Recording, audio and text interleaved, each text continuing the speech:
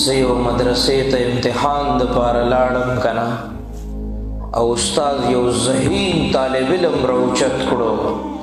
ما ترې تپوس وکړو، ما ویل زموږ د پیغمبر څه نامه ده؟ دا ماشوم خاموش و، نامه یې نه اخیستله. بریک او وقفې ټیم شو، استاد ورته غوسه و، وایي چې وقفې نه بعد راغلی او د پیغمبر نامه دې وانخیسته نو سزا به درکومه. ماشوم چې کله واپس راغی، زم ډېر زیات حیران وم چې دومره ذهین ماشوم او دله د پیغمبر نامه نه ورځي. ډېره د سوچ خبره ده چې کله ماشوم واپس راغی نو ما ترې پوښتنه وکړه، ما بچیه زموږ د پیغمبر څه نامه ده؟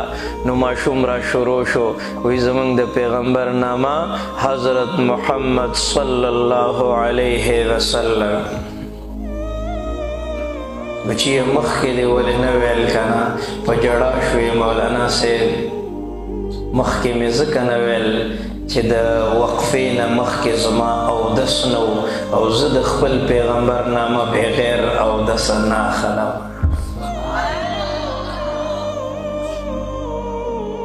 او مخکې طلبا داسې وښه د خپل استاذ په ځای به نه کېناستل، دا بېادبي ده.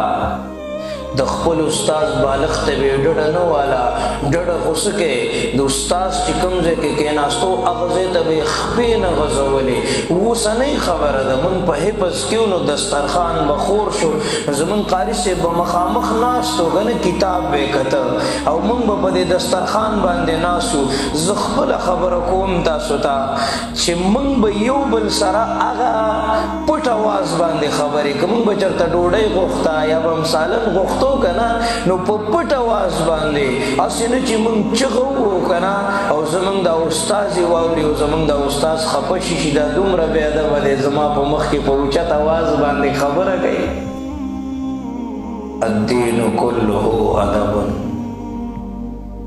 ادب دومره انتها ته رسېدلی دی.